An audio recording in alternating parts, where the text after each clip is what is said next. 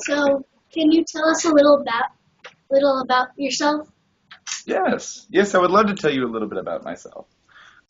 So interestingly enough, I am exactly like you guys.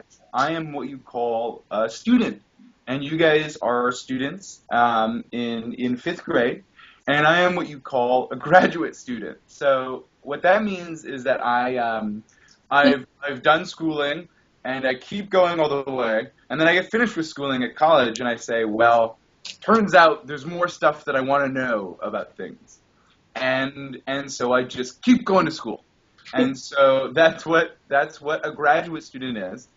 And usually, what a graduate student does is they study things on a more advanced level, very specific. So, for instance, you guys are studying all sorts of fun things. You guys are studying things from English to mathematics to all sorts of stuff, right?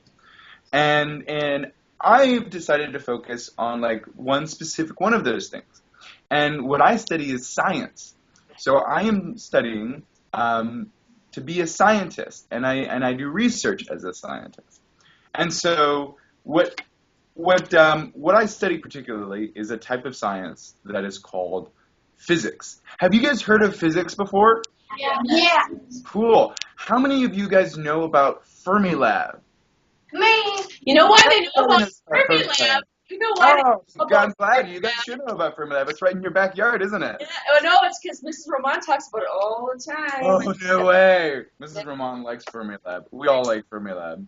It's a fun place. So physics is something that's interesting because it studies the extremes of two things. The super, super, super, super tiny and the super, super, super, super big. We're talking the entire universe and a tiny little electron. Have you guys ever heard of the word an electron before? Yeah. Okay, cool. So electrons are super, super tiny things that you can't see, but you can still make these like guesses about how things works on a super small level. So an example of physics would be like, for instance, if you guys are in your car, you guys go in cars, right? Yeah.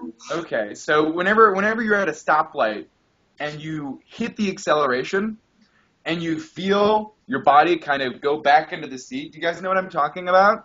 Yeah. That's physics. That's called inertia. And so what we like to do is we like to study that stuff on really small scales. So a scientist studies nature, and how do we study nature? Because, you know, that's kind of an interesting quandary, and we do it through something called research. And research is a very, very simple concept. It's this curiosity about wondering about how something works, right? So you have all of these things in everyday life. You know, why is the sky blue? Why is the sun warm? Why, when I go into the sunshine, am I warmer than if I'm sitting underneath a tree? And it's that curiosity that makes you wonder, how does this work? And research is a very simple concept where all you do is you say, I bet it works this way. And then you look at it and you see if it acts in the way that you think it should act. And if it doesn't, that's interesting. And if it does, that's also interesting because you can make claims about all sorts of different things that way. And so that's what I do. And I do research over at Fermilab.